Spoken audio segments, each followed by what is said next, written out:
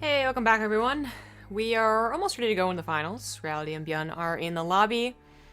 And, okay, the green stream needs 2 to 3 minutes. Well, of course they do. Well, they telling me that before I got back. Whatever. I'm fine. Just eat my yogurt in peace. I told you to count yourself.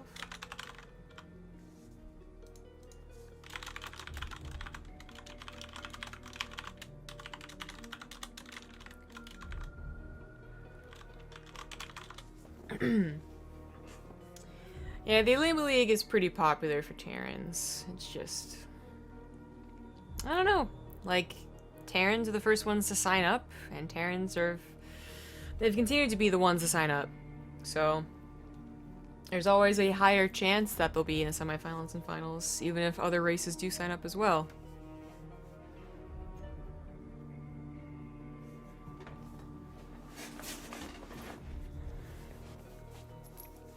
What's in the yellow envelope? I had a package. It was earbuds.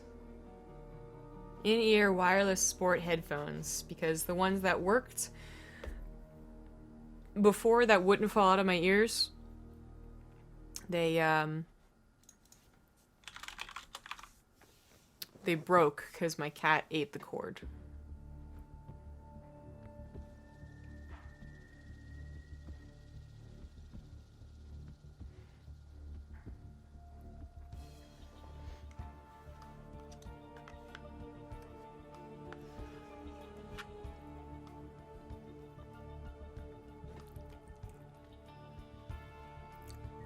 Social eating stream.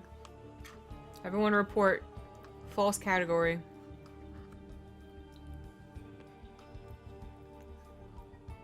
I've only ever had one cat that ate cords. And luckily he's pretty cute to make up for it.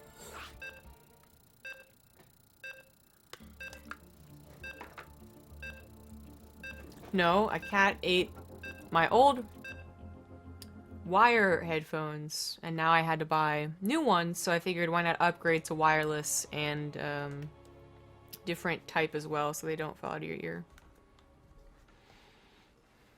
No junk food on social eating? Isn't that like all they eat on social eating? Well, not all of it, I guess, but there's a lot of junk food whenever I watch Korean eating streams. Also, yogurt is not junk food. It's like the healthiest thing you can do. Oh shit, look at this. Well, in the top left on King Sejong Station in this first game, it is the Red Terran ByuN. He was like, Gumi had a great idea. I liked that idea a lot, even though I won against it. Oh well. In the bottom right, as the Blue Terran, he is Reality. So yeah, I'm pretty sure it was ByuN versus Gumiho which this occurred, so I don't know. It'd be really funny if ByuN was like, just like, yeah, you know, that's a great thing to do, and I could do it better, basically. Might be what he's saying, but ByuN beat Gumiho 3-2. Reality, last TvT he played was versus Ryung in the quarterfinals. Ryung not able to put up a good fight against Reality's mech. You can see if ByuN does it better. Gumiho was doing some mech, so I think he can. I think ByuN can take it against Reality. I feel like these guys have also played before, but someone else can check that for me. As we watch the barracks build. Dun dun dun. Actually, the scary music is pretty appropriate because Reality is not going for a one base build. He is going for command center. So, if you could just do me a favor and take the explanation from the ByuN Gumiho game and just go ahead and transplant it right here, that'd be great. So I don't have to go over it again. I guess I have to go over it again. TLDR, King Sejong is not very popular for proxies, and the chances of your opponent going for one racks expand, it's not super high, because TvT, it's kind of either or. You really can open up very aggressively or not. But on a map where you don't expect multiple Reapers, yes, you're going to be more likely to go for a Reaper expand. And this Reaper, well, it gets a scout, at least before there's 2 Reapers, so that's something, but unfortunately takes a lot of damage, so SCVs have to be pulled to protect it. Oh, he wants it so bad. Oh, in Reality just cancels the Command Center. That's pretty bad already because this isn't a super all-in from ByuN. He doesn't go for 3 barracks. Getting the cancel on the Command Center is already pretty worth.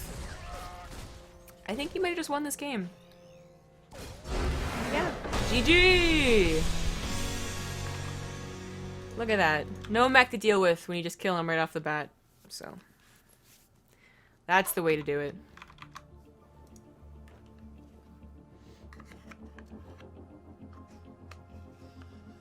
If it's 2x Reaper, not proxied, sometimes you can even save the command center and be okay.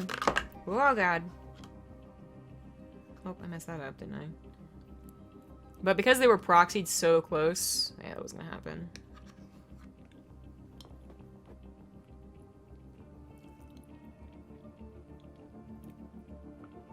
Reality forgot the fundamentals of scouting. Yeah, but that has to do, I think, with the map. You just don't usually worry about being proxied there.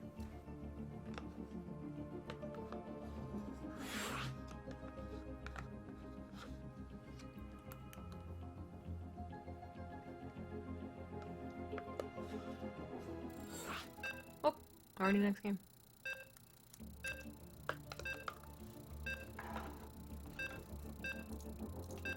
The next map was New Gettysburg. Oh, that was his choice. That's why I was so surprised it took such little time. His Reality had to choose the map, and I guess he already had it in mind. He's like, ah, I got you now, sucker. I'll see what he has in plan in store for New Gettysburg. In the bottom left, just taken that very quick game number 1. It is the Red Terran, ByuN. In the bottom right, as the Blue Terran, he's Reality. And he's not doing anything too tricky or shenanigansy. So not the quick revenge, like proxying racks right here or something like that, but he might have chosen this because he really wants to do mech. He did it twice versus Ryung. I feel like he wants to do it again versus ByuN. Very similar sounding names right there. And New Gettysburg is one of those maps that sometimes just defaults to 3 bases, sometimes even 4, like I think in the TvPs that we've seen. And they really just play very, very passive. That could certainly happen. But Reality goes for a 1 base build, at least to start things off, with that second gas geyser already on the way. ByuN's gonna go for 1 racks expand. Yeah, another map where it is not so common to see proxy Reapers, and this should be safe. But there's always the chance of a 1 base build in TvT, so you're not safe for long unless you get some really nice scouting into either doing the exact same thing, which no one is bothering to do with an SEV. So I guess they're both going to be waiting for their Reapers.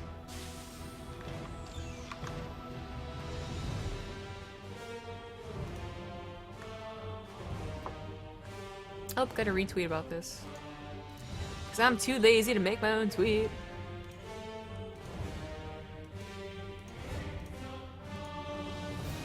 Command Center goes down, Factory goes down, and we do see the differences here in the timing of tech. So ByuN should be okay on the frontal defense, but it is always that question of where does he get tricked, basically. Does he, get treated by a Banshee, or a Liberator doesn't scout in time?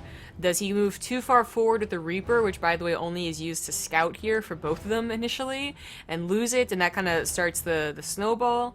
Or does he play defensive, keep this on the high ground here, and not take any damage? Because so far there's been no scouting from either of them, but of course it's ByuN who knows that, he went for the 1 racks expand. He's the one that's not going to be in control, and it's possible Reality went for the 1 base, which in this case he did. Starport's going to start soon. Only a Hellion coming out right now and a couple of Marines. Probably go up to a Viking and maybe a Tech Lab for a Cyclone later on. Not sure if he'll bother wasting a scan at any points. Once you see the composition moving forward here, like 2 Reapers and a Hellion, you kind of, you know that they went for a 1 base build. The question always is, what does the follow-up tend to be? And it's usually Banshees, but there are a couple other follow-ups that you have to consider. So if you prepare for Banshees, for instance, with a Viking and a Cyclone, oh, decent micro here. and they do actually like a tank push or something really wonky like that, so you could have the wrong units in the wrong position very easily. Still not gonna use a scan. Oh, definitely okay on the front lines, even bothering to repair a Hellion. That can be important, because if Reality is reactoring Hellions, and he has like 4 and then 6, even with the high ground advantage like this, you could be taken advantage of, as we saw ByuN do versus Gumiho, actually, on one of their games in their best of 5. Cyclone is on the way for ByuN, and the Vikings out, and that's just really the perfect anti-air defense here, whether it's a Medevac, or a Banshee, or a Liberator. It really shouldn't be doing too much. Now, scans have to be available, and that's where things get a little bit tricky sometimes, but you can see ByuN's already going to have one here.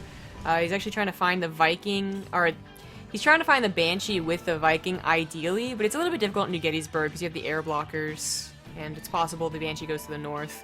Here it's going to find a very easy kill on the 3rd base building SCV, but instead doesn't go for it. Goes for the natural, because that also is a freebie. 3 SCVs immediately going down before the Viking and Cyclone can react.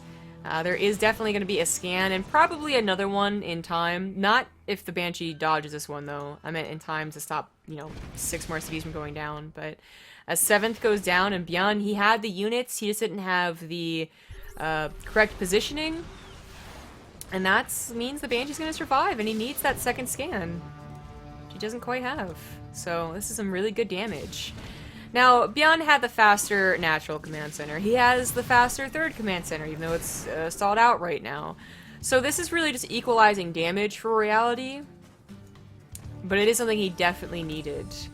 It is Blue Flame Hellions and Vikings coming out for Reality. We saw Gumiho do a pretty neato Hellbat drop push that was pretty devastating. I don't think Reality's doing the same thing.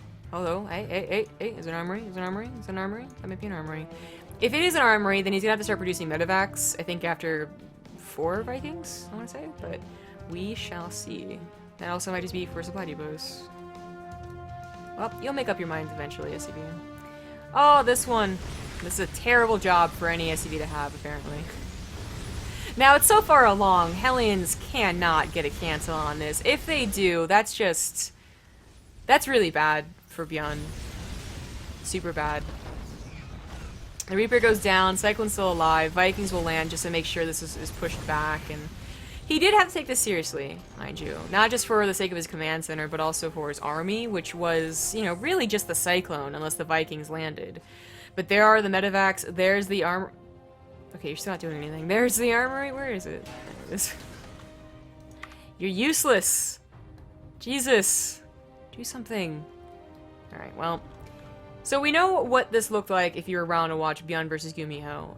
ByuN did not scan in time to see that it was mech, much less that it was a Hellbat attack, and was pretty underprepared. He had a decent, like, split, but he just didn't have the right units and the right micro, really, to take care of it. So hopefully not making that same mistake. He did see a, you know, nice number of Hellions, and seeing more than 4 in a TvT should give you some indication, like, okay, I gotta be a little bit careful. So ByuN does have 2 Marauders at a time already producing, and not even really bothering with his factory production. Cyclone's gonna be so bold. It's gonna try and see this coming. It's gonna get us a Viking, which is not bad at all. A bunker will help out as well, but there's just not a lot of units here. The Hellbats get right on top of those units, and ByuN, he didn't have enough of an army. That 3rd base did not get to be finished fast enough. In general, getting a 3rd base was pretty bold, so his production was a little bit later. He's gonna try and micro and stay in this game. He even scanned to see what the 3rd base situation was like and sees it building. But so many SCVs have gone down. This base, every base. GG. This time he had the composition, but didn't have the correct amount of units, so can't get you break versus that on New Gettysburg, I guess. That's gonna take us to game number 3, the tied up series. I'll go back to it after this break. Wrong break. Welcome back. Game number 3 on Frost, ByuN's map choice. And in the top right, as the Red Terran, it is ByuN. In the top left, as the blue Terran, he's Reality. And he just has CV scouted. No shenanigans today. Well, there are shenanigans, but he scouted it, so. Frost, another one of those maps where the kind of trick is it's not super abusive to go for double Reapers. There's not like a ton of ledges or anything like that, and it is 4 players, so you could go to the wrong location first, and he doesn't know where his opponent is quite yet. But the chances of you finding a 1-Rax expand and no Reaper, because they also went for their own Reaper and it's out and about, and you eventually scout where they are, which he gets a bit lucky and sees it first and foremost, it's high enough to do this build. And the follow-up of the factory, too, means that the 2-Rax Reaper isn't the most important part of the build. It is nice to get that early lead. If you can find the Reaper, if you can find the SCV build in the command center, that's all fantastic. But it's about the next step. It's about the 4 Reapers and the Hellion, plus then a Banshee follow-up, you know? But the Reapers find each other, and not in favor of ByuN here, as it was a 1-base build. Unfortunately loses the first 2 Reapers, and since his production was first and foremost about the barracks, his starport production is a lot later. So Reality is going to be getting faster tech, but ByuN is going to try and get faster economy. Now this means he should be going for a defensive build with the starport. If he goes for his own Banshee right off the bat, he's going to be in a lot of trouble. In fact, it'd probably be game over because he doesn't have any anti-air whatsoever. But I think he'll realize like what's going on, what could happen at least. Oh, in fact, look at this. I mean, he definitely, the positioning on that's totally going to be Banshees. So he should not be totally blindsided by this. He might hold off on the engineering bay just because it's kind of difficult to afford it at this time, plus missile turrets, plus your production. But eventually he'll probably even get a couple of missile turrets. I guess he accidentally put like a tech lab here or something. All right. So there is the engineering bay. He's going to want to get a Viking from this, unless... Okay, I was going to say maybe he could go without the Viking, but that's just... The danger in not going for a Viking, even if you have missile turrets, ooh, supply block, is that you won't be able to get the last hit on the Banshee, and letting a Banshee go is not as bad as letting like a War Prism go, but it's pretty bad. It's going to come back and bite you in the butt by like killing a tank or a couple more CVs in the gas geysers. How long is the delay? It's whatever Twitch server delay is. So like 5 seconds. There is no delay, it's an offline event.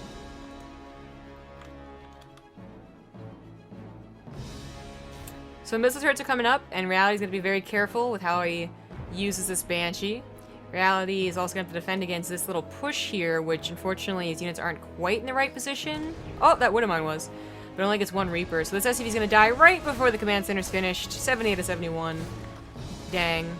If the Reapers had caught the Hellions coming down the ramp, probably would have been able to take out maybe 2 instead of just 1, but okay, whatever.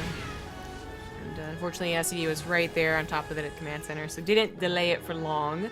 But ByuN still has 3 SCVs in the lead. He's gonna have faster stim, well, clearly, because Reality's going for mech, but still, like a well-timed stim is a better way to put it.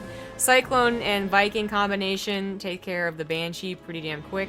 He already took care of 1. This is the second one. Did the Banshee even do anything? 2 SCVs. It did a little something.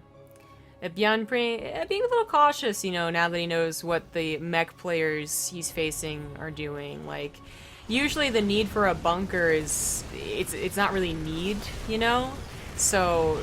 You skip it just because you think you can get away with it, but not with the way the Reality is playing here, with a heavy focus on the, not just the Hellions, which will run past something without a bunker, but also on the Hellbats, which, you know, they do still have trouble breaking down a bunker, although I know that last game did not showcase that. And it looks to be the same build. Third command center is earlier than last game, so that's a little bit different. We'll see if he commits to the attack. I don't think there's a reason not to, because the downside of doing this, not only just build, but also composition, is that you don't get a lot of tank production earlier on. You know, this is obviously, and another mech player is producing tanks his entire time, but it is a composition you can go for and not be totally out of luck. You know, you can use the medevac drops with Hellbats defensively as well as offensively, although it's not ideal because by then the Terran, the bio player, is given the opportunity to micro, basically, which defensively sometimes they can't, you know? Sometimes they run out of room, literally, or their SCVs start dying. ByuN has not scouted that it's mech yet? No, he did. He's only just now really able to start getting production against it, though. Like, he already started building tanks, so he's not going to skip that. And he's already produced so many Marines, so he's going to try and use it to the best of the ability. It is Hellion-based mech, though, for now, and those the Marines just won't stand a chance against this. The tanks can hope to take on the Hellions after, or provide a little bit of range here to protect the Marines, but the Hellions should eventually get the Marines, especially as the Vikings come get the medevacs. These Marines do have stim, so keep in mind they have a lot of micro potential. If they're ever touched once by the Hellbats, it's like that Pac-Man animation, they will absolutely die. You touched me. Womp womp. But instead, maybe a 3rd CC will die. Oh shit. Oh shit. That's gonna die. That's going the wrong direction. Yeah, in reality I only just realized that. Oh my god. Well, that wasn't supposed to happen. Oh. Uh-oh. He immediately rebuilds it, but he's not gonna have that much excess mineral. Like, that is huge. There's a couple of Vikings as well, and ByuN is just taking control over this game. He's gonna back off too. He's lost his medevac. Just is gonna be able to walk away. Walk away, man. Hellbat drops never occurred. Hellions couldn't get the best shots of the Marines, and I'm so surprised ByuN was able to do that damage. The 3rd going down really was not supposed to happen. Let's all be real here. Like, okay, it's a little bit scary with the army that he had to take an army engagement, but he was only supposed to have to lift that and then, you know, make a defense on the natural, not lose it. It's pretty big. Okay, there's what am I there? Hellbats do get into the main base. That's where the medevac went to. Oh, Jesus, no! Why? Why? That almost didn't work out. 4 SCVs, not so bad, and ByuN is finished with his 3rd command center, and has been for some time, so yeah, it's just a question of him moving it over. And now that he's killed Realities entirely, he is going to have a faster 3rd CC. Although Reality did start it immediately. It's already done. He's got enough tanks to certainly protect one base, and he's still got a couple of Vikings to help protect his main base, but ByuN's army is looking pretty good. It's getting a couple more Marauders as well.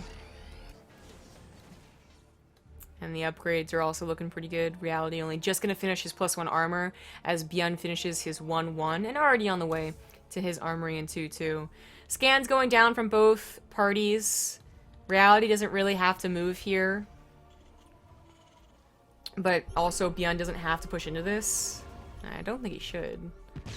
Yeah, I guess he can zone with the tanks a little bit here, but he shouldn't be going up the ramp. Not against the Hellbat drops and the tanks. Whatever that was is cancelled. CC has to be lifted. Reality is in trouble, but he's not game over quite yet, which is just so amazing because he lost an entire, 3rd CC, but nah, he's where a mech player doesn't feel super confident, but confident enough, 20 supply down, a decent amount of tanks, Hellbat drops that not only help out against the direct army engagement, but also can help against any potential Doom drop, which is probably why ByuN's not bothering to do it. He figures there's Vikings and Hellbat drops that will take care of it, and he's not in that much of a lead, so just, LOL, A move, drops everywhere, that type of deal. He is going to be able to abuse this high ground, though. That's usually why you don't take this base against a Terran player. Yeah, the only just able to get his tanks there in time. Very good prediction, though. Like, that timing was pretty damn important. And again, he's like, it's really close to him not having enough tanks to hold, by the way. Like, I think if ByuN had his entire army together and he just moves into, like, the right here, I think he takes on Reality's army and then gets the 3rd base lifted. But this is all having to do with, like, scouting for ByuN and having his army, like, coincidentally all in one location when you're supposed to, be, getting the attention of the army in one location or the other. Left to right, up or down, natural base to 3rd base, that type of stuff. So, all of his army isn't together, and he's still looking for that perfect location to get the surprise hit on a base. But ByuN, he's got his upgrades going, 2-2 already halfway done, he's got a 4th base. Reality, I'm not sure what he's scanning here, but should realize that he's in a tough situation. And it is going to be that slow buildup of mech versus the relentless aggression of Bio. Very classic Mech vs. Bio TvT right here. Finally finds a bit of a position to use. Kills a couple supply depots. Not terrible, but not its game ending. In reality, he's still down 30 army supply now, and upgrades are about to finish for ByuN. I think he might want to take this engagement. Yeah, if his army was already pre-split a little bit more, but the tanks weren't sieged up, and the Hellbats were picked up again only to unload a little bit too late. In reality, attempting to push out to meet the army of ByuN in the middle of Frost, not too surprisingly, went poorly. GG. ByuN takes game number 3. That'll bring him to a 2-1 lead in this best of 5, so only one more game for him to win the entire Olimoleague Monthly. As it is the finals, though, I'm going to go to a quick break as they get the lobby set up. See you soon. Here we are into game number 4. In the top left, up 2-1. It is the Red Terran, ByuN. In the bottom right, as the Blue Terran, he is Reality. Now, it's Frozen Temple. It was Reality's map choice, and ByuN is the one that's going to try and abuse it. Now, Reality, I would expects this, basically. But he is still going to go for a 1-Rax expand. He's not going to scout with an SCV, and that is all questionable to me. You know, your opponent's up 1, you give him a map like this. I don't know, I would have really thought he would at least SCV scout to have mental preparation. Because again, if it's 2 racks that aren't proxied, you can still go for 1-Rax expand. It's just, it's kind of risky and like unideal, I would say, but you can. And just with some good control, you can survive without taking too much damage. Especially if you put it on the high ground. But that's not what's happening here. And the worst thing that Reality can do from this point is get a reactor immediately. That'll delay his, well, there won't be a second Reaper, first of all, so it's not even about delaying anything, it's just we won't have it. And it will delay his Marine production as well. Now, he will have twice the production eventually, and that kind of is the give and take here. If ByuN's able to snowball quickly, blame the reactor. If he doesn't snowball that quickly, then great, you got a reactor, basically is where it's at. And since ByuN is going for the 1-base follow-up to this, it is, again, not necessarily all about the 2-Rax Reaper, but about the 4 Reapers that are still alive, and the Hellion that's going to pop out as well. So it's actually going to be double Hellions, which the Reapers are going to block out for a little bit. In reality, can't do much about. Oh my god. Oh, block it out again, block it out again. Oh, okay, that kind of sucks. Almost tries to, but I think he was controlling the other Reaper. And now getting into that SCV line, Reality might just start losing too many SCVs to recover here. But remember, his command center is a lot sooner. The Reapers were unable to stop that SCV from building it. But no, that's that. ByuN takes the series 3-1 and will be the Olimoleague final winner. Once again, I don't know how many times this guy has won this tournament, but it's got to be a lot by now, right?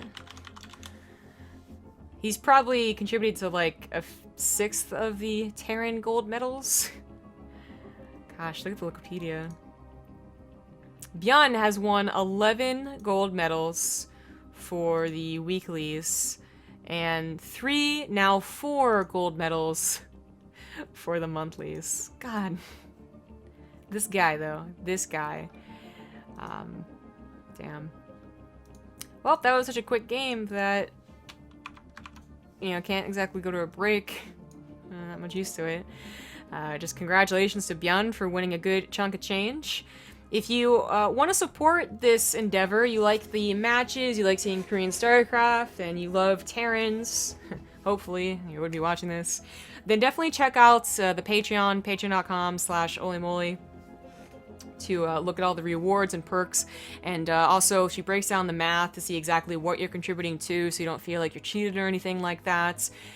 If you want to see the production of live setup, you know, the studio in Korea, you want to watch the Korean cast next time, do check out twitch.tv/Olimoleague, and that'll be weeklies and monthlies along with us, but they have the fancy studio with the players there for the monthlies. Hopefully we'll have the live feed ready to go for next time, but it just didn't work out timing today. Just do the regular shoutouts, I suppose. I'm so used to going to our break first.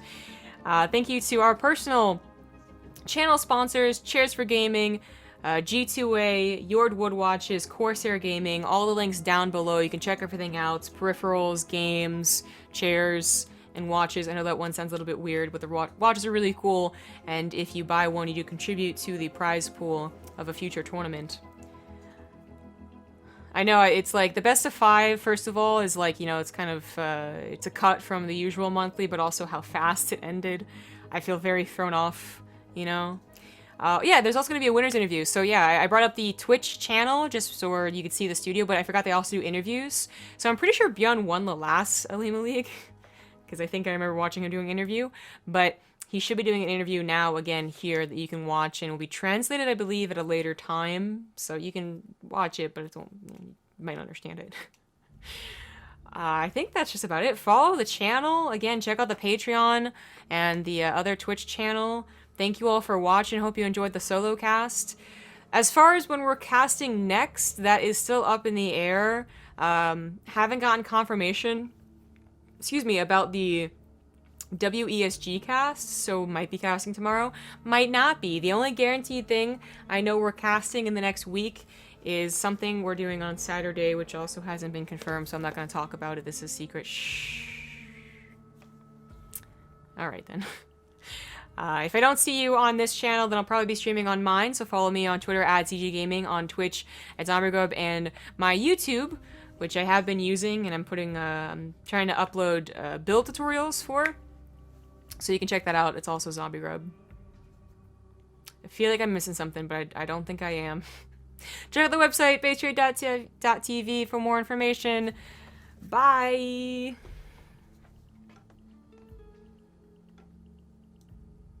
As I awkwardly go for there we are. There it is.